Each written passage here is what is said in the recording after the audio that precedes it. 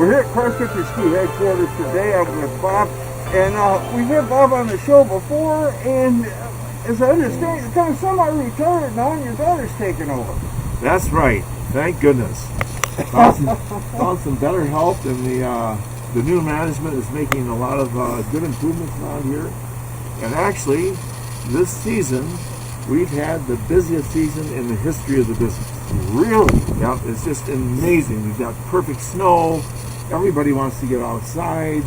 The trails have never been better, and the equipment for everybody is an improvement over it was even 5 years ago. So cross-country skiing isn't the hard, sweaty business you think of it, but now it's a more relaxing, fun time sliding on the snow.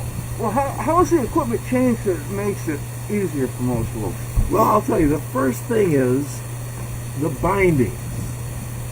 This binding, I can move forward and back on the ski if I want to. So if I want more control, I can move it forward. If I want more glide, I can move it back. So that gives me an adjustment for a ski that used to take hours for fooling around with the binding and getting it perfectly tuned to your weight and your type of skiing. Then once you get to where you want to be, you just lock it up and you're ready to go.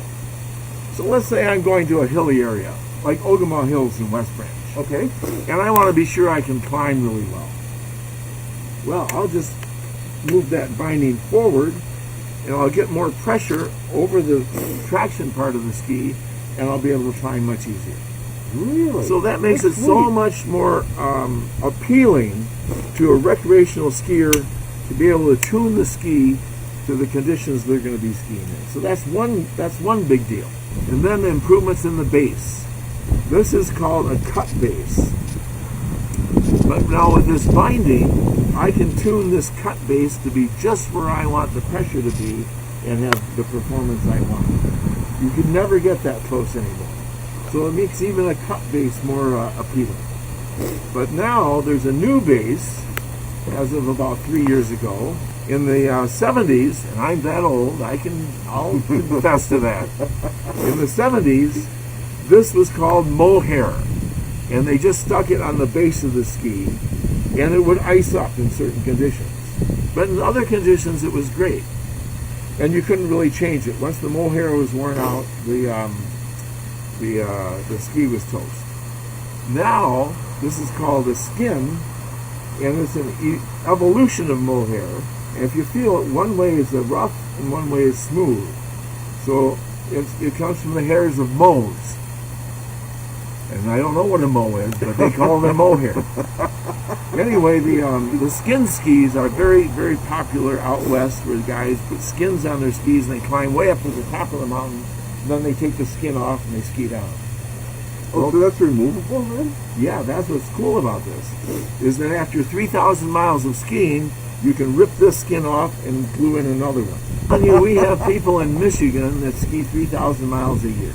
Really? It's just amazing. They ski every day. You know, it's really amazing. So it's a really new kind of way to enjoy the outdoors.